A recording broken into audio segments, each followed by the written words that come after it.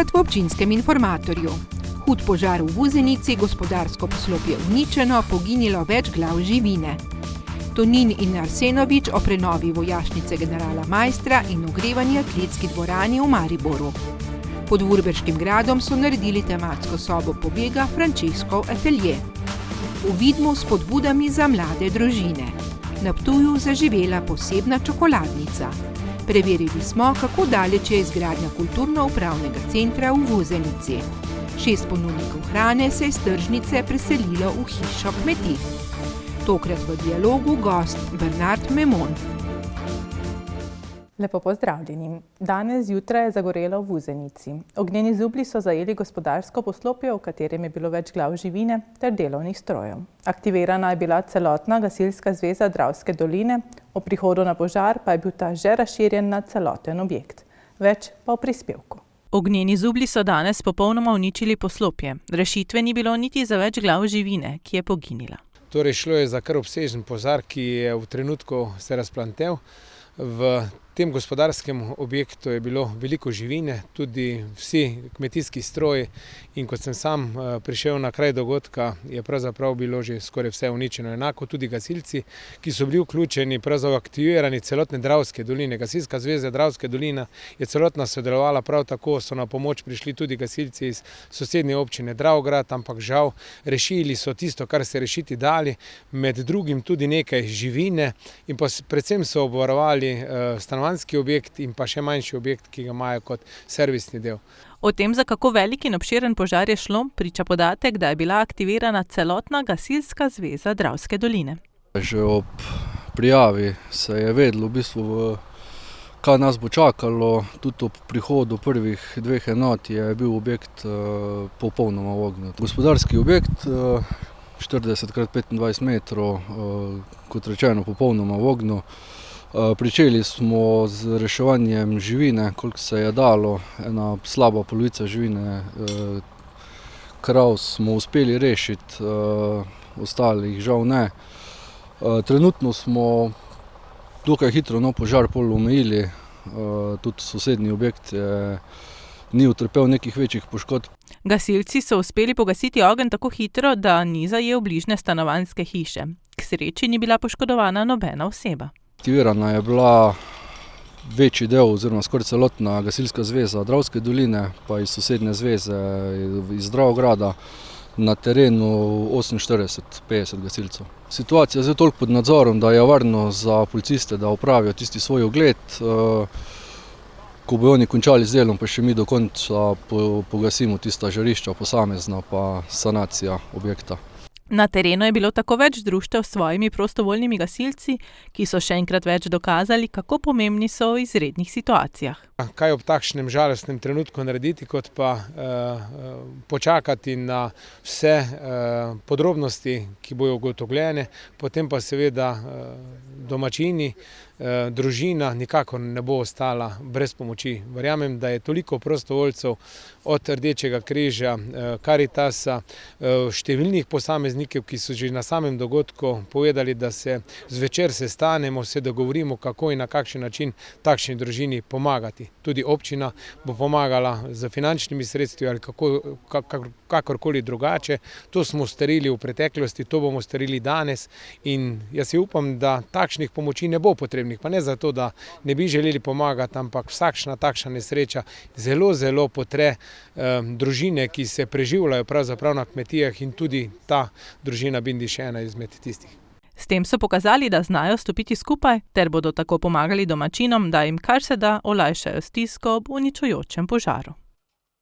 Včeraj je Maribor obiskal minister za obrambo Republike Slovenije Matej Tonin, ki se je sestal z mariborskim županom Sašo Arsenovičem. Osrednja tema pogovora je bila umestitev atletske ogrevalne dvorane v športni park Tabor. Matej Tonin se včeraj ustavil v Mariboru, kjer so govorili o ključnih načrtih. Eden izmed njih je popolnoma obnoviti vojašnico generala Maistra v Mariboru. Pospešeno moderniziramo in prenavljamo slovenske vojašnice.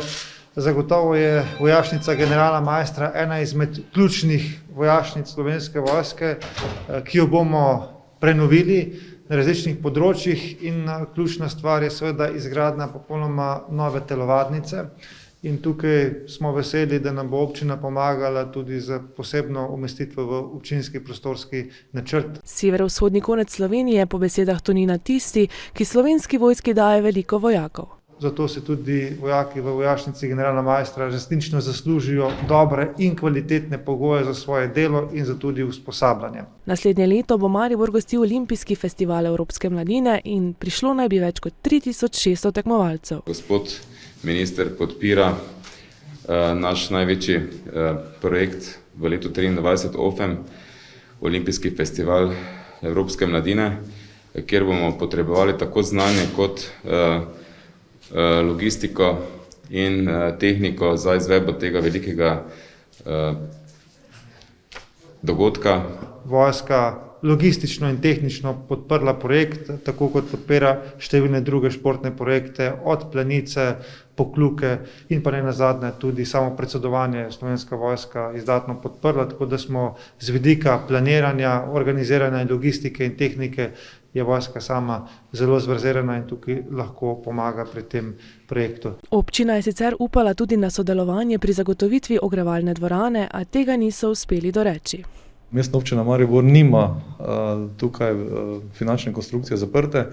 Mi projekt pripravljamo, občina je odkupila zemljišče od Slovenskih železnic za te potrebe. Želeli smo nekako tudi podporo tukaj, da se ta sredstva najdejo. To podporo bomo potrebovali še naprej. Naša ideja je bila, če bi lahko tukaj združili te moči, vendar so tukaj vsebine noter, ki so izključno namenjene Slovenski vojski oziroma vsebinam, ki so potrebne vojski. Se pravi, samo finančno konstrukcijo za atletiko pa bomo morali še zapreti. V načrtih je v Pekrah vzpostaviti center za usposabljanje poklicnih in prostovoljnih gasilcev. Tukaj se nam zdi pomembno, da zdaj ta korak končno naredimo naprej v zvezi z zemljišči. Tukaj smo v zaključni fazi pridobivanja dodatnih zemljišč, ki nam bo potem omogočilo, da lahko ta dodaten oziroma moderni center zaščite in reševanja tudi zgradimo. Takoj, ko te stvari v zvezi z zemljiščem uredimo, bomo prišli z idejno zasnovo. Arsenovič in Tonin sta govorila tudi o drugih projektih, ki sodijo v resore ostalih ministrov iz vrst NSI, med drugim tudi o širitvi doma za starejše na Teznem in tunelom pod Mariborom. V stavbi kulturnega doma Vurberk so uredili sobo pobega, ki je seveda tematsko urejena. Obiskovalci se namreč znajdejo v ateljeju slikarja Franceska. Da bi uspeli pobegniti ven, pa morajo rešiti vse uganke in opraviti vse naloge. Obiskovalci pa se lahko nato po Vurberku in Dupleku odpravijo tudi po poteh, po katerih jih vodi aplikacija Vurkov zaklad. V zgradbi kulturnega doma Vurberk so nas zaprli v sobo pobega. Župana Dupleka smo prosili, da nam pomaga ven. Ja, pravzaprav ni tako hudo, ne? Z malo logike, z malo timskega dela, z malo sodelovanja se da rešiti veliko ugank tukaj in v bistvu na nek način lepo preživeti 1 uro dogodivščine, pustolovščine. Obiskovalci se seznanijo s svetom umetnosti in nalogami, ki jih vodijo od ene točke do druge. Gre za Francesco atelje, ki si ga je tukaj v mitološkem središču Slovenije na Vurberku znani umetnik Francesco, ko se je odselil na podeželje, ustvaril tukaj. Tukaj je v bistvu postal tisti res zelo svetovno znan umetnik, na nek način tudi potem kot taki umetnik postal zelo samosvoj. Ljudje tukaj ugotavljajo, da resnično se nekaj čudnega dogaja, veliko manj ga srečuje kot sicer, tako da go zagotovo tukaj nekaj skriva. Vsak, ki bo tukaj prišel v ta atelje, ima svojo misijo, da ugane, kaj se skriva v tem ateljeju in na nek način s tem pride do cilja, ki je zadan, zagotovo pa bo se v tem raziskovanju zelo zabaval. Župan je prepričan, da bodo obiskovalci uživali ob timskem delu in odkrivanju skrivnosti. V bistvu gre za zelo vznemirljivo, zanimivo igro, primerno za 2 do 4, tudi maksimalno do 6 igralcev, ki se na nek način zaprejo v ta sobo, raziskujejo, odpirajo ključavnice in na koncu pridejo do cilja. Vse skupaj pod budnim očesom oziroma s drobnimi namigi animatorjev oziroma game masterov, Tako da res primerna zadeva, da na nek način tudi v teh nekoliko manj toplih dnevih dobro in uspešno izkoristimo tisto uro za zabavo in predvsem za družine in za vse ostale je to zelo primerna igra. Jaz sem vesel, da smo jo v občini Duplek spostavili skupaj z blagovno znamko Enigmarium, ki so nekako znani po tem, da imajo najboljše sobe pobega v Sloveniji, si upam trditi, da bo tukaj na Vurberku zagotovljena 1 ura zabave. V Dupleku pa so z aplikacijo Vurkov zaklad poskrbeli še za domiselno raziskovanje okolice. Gre za aplikacijo, kjer se pač potem vsa družina ob vodenju Zmaja Vurka spravi na 2-kilometrsko dogodivščino okrog gradu Vurberk in na koncu odkrijejo čisto pravi zaklad. Iskanje zaklada je namenjeno celotnim družinam, ne samo otrokom. Želja je, da pravzaprav ne prepustimo otrok zgolj tablici telefonov v svojih sobah zaprtih, ampak da se nekako vsi odpravimo na pot. Žal pa tudi je tako, da s časom gremo naprej in tudi starši bodo mogli kdaj poprijeti za svoj telefon in postati zanimivi tako za otroke, kot seveda tudi sami sebi polepšati kakšno nedeljsko popoldne ali vikend z odkrivanjem morda tudi njim neznanih skrivnosti. Tako soba pobega kot aplikacija Vurkov zaklad pa sta narejena tako, da bodo lahko eno in drugo še nadgradili in obogatili ponudbo oživljanja Vurberga. V občini Videm beležijo rahlo rast natalitete. Število rojstev se namreč nekoliko zvišuje. To pa ne pomeni dobre novice samo zaradi tega, ker se občina nekoliko mlajša, ampak tudi, ker lahko zastavijo na gospodarskem in drugih področjih cilje za spodbujanje mladih družin, da ostanejo v občini. V lanskem letu so se na občini Videm odločili, da bodo vsakemu novorojencu namenili 250 €. Jaz moram reči, da smo z majhnimi koraki v pozitivnem smislu dosegli kar napredek. Mi smo v lanskem letu sprejeli proračun, v katerem smo sprejeli, da bomo vsakemu novorojencu dali 250 €. To sicer ni veliko, a vendarle pomeni za mlade starše kar nekaj vzpodbudnega, kajti beležimo rahlo rast. Župan meni, da to prinaša upanje, da se bo občina pomladila, ne nazadnje tudi zato, ker bodo gradili več stanovanjskih hiš. Zato so se nekateri investitorji že začeli ukvarjati z pripravo dokumentacije za gradnjo stanovanjskih hiš, tako da na 2 lokacijah v občini Videm oziroma v naselju Pobrežje lahko v kratkem pričakujemo začetek gradnje stanovanjskih hiš naših investitorjev in seveda je to spodbuda za mlade družine, da bodo lahko dobili res dobra stanovanja v svojem domačem kraju, kar si seveda mladi želijo.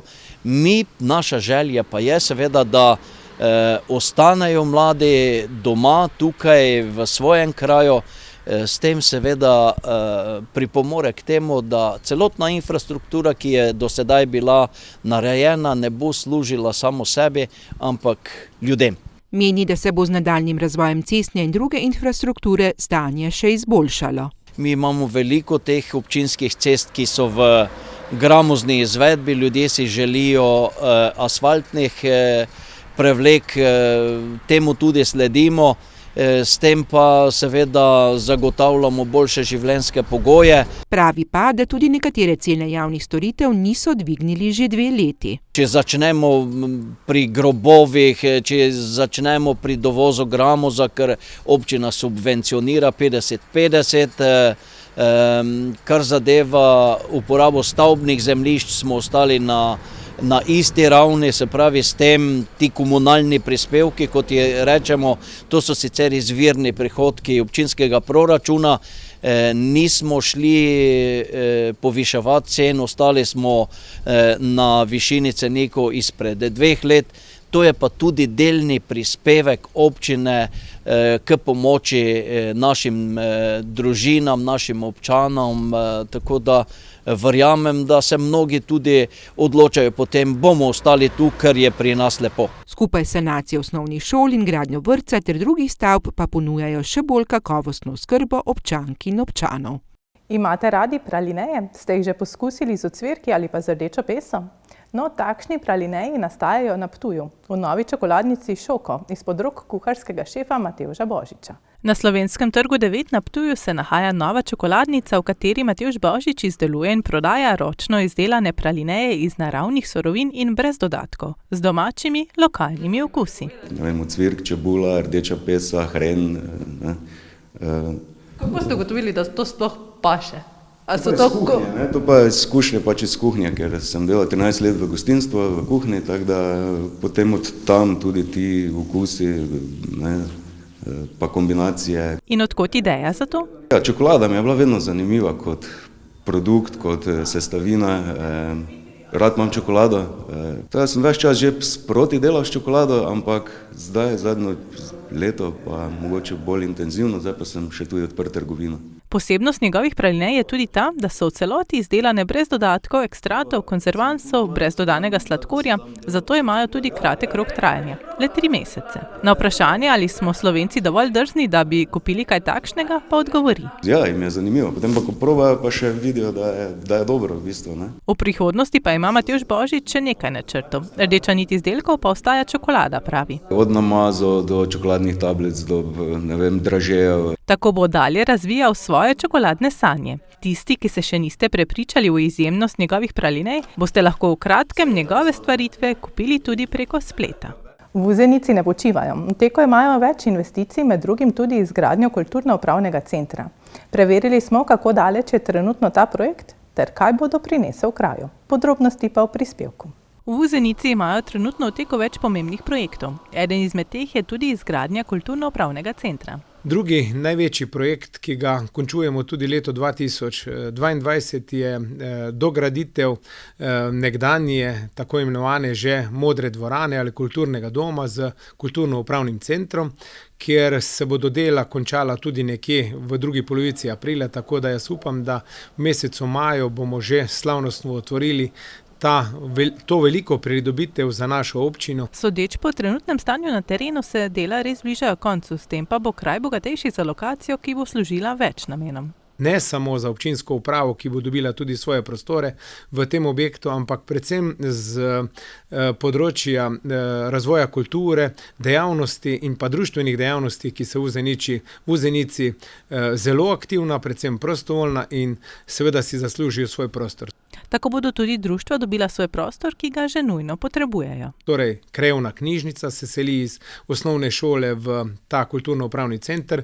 Vaška godba iz Vuzenice dobiva svoj tako zaslužen primeren prostor, krajevni urad in seveda galerija, različne razstave, malo večja dvorana, kjer bo namenjena tudi za občinski svet, občinske seje in pa seveda s tem pridobivamo tudi celoviti del obnovitve tega parka, ki ga bomo tudi sočasno po končanju teh gradbenih del uredili. Omenjeno se bo uredilo preko projekta lokalne akcijske skupine Mežiške doline.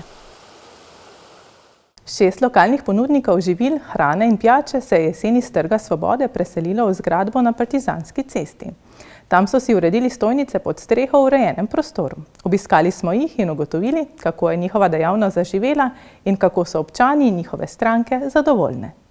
Erna Skok nam je povzela selitev ponudnikov v skupno hišo kmetij in kaj ljudem zdaj tam ponujajo. Kar smo naredili v centru Maribora, je to za naše Mariborčane zelo dobrodošlo. Zelo so veseli. Ti, ki so nas prej obiskovali na Trgu Svobode, so nas zdaj poiskali tudi v tej hiši kmetij, v kateri smo združeni 6 kmetij in enostavno smo povezali se in uredili en prostor in praktično v tem prostoru vsak sam ponuja kupcem svojo lastno pridelano robo, se pravi vse, kar je na mizah, tudi sami pridelamo. Dejansko gre za klasično ponudbo, kot so jo sicer imeli prej na tržnici in jo stranke poznajo. Gre za sezonsko, pač to, kar mi pridelujemo na svojih kmetijah, pač tu ponujamo.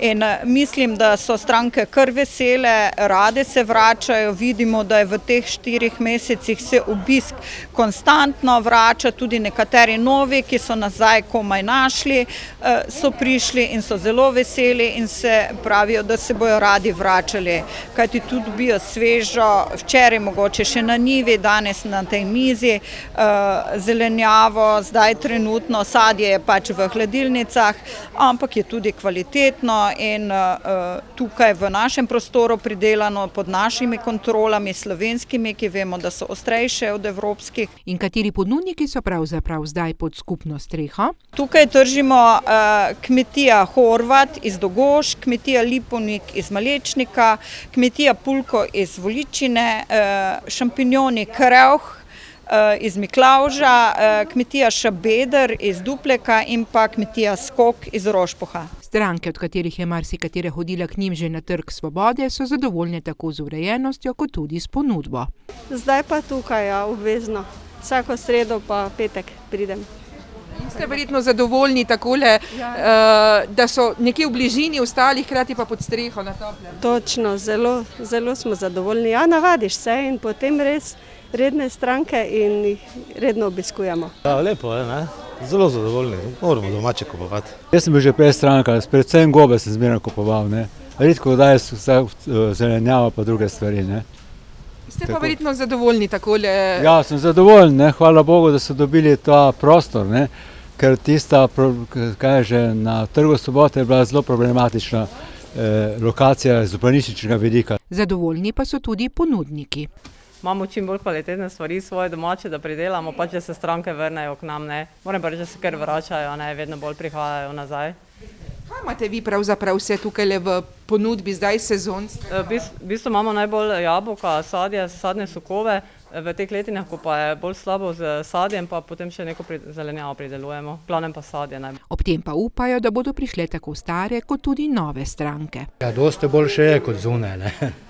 Tako da smo kar zadovoljni, tako da upamo, da se bo tudi malo to bolj prijelo. Te stare stranke, ki so pač prehodile na Trg svobode, ko smo bili tam, zdaj pa so pač se navadili ti sploh starejši ljudje, neki težko pridejo tja do tržnice, tako da se kar pozna malo boljše že, kot je bilo. Kaj pa vi pravzaprav ponujete? To tudi doma vzgajate?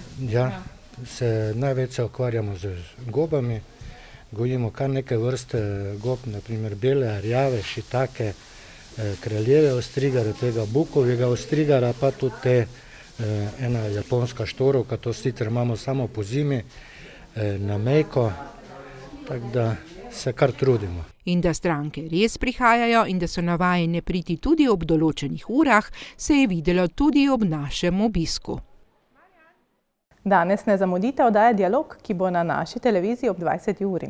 Gost bo tokrat direktor Mariborskega zavoda za zaposlovanje. Bernard Memon je danes direktor Mariborskega zavoda za zaposlovanje Maribor. Svojo poklicno pot je kot diplomirani inženir medicinske radiologije začel v UKC Maribor. Pravi, da ga nanjo vežejo lepi spomini.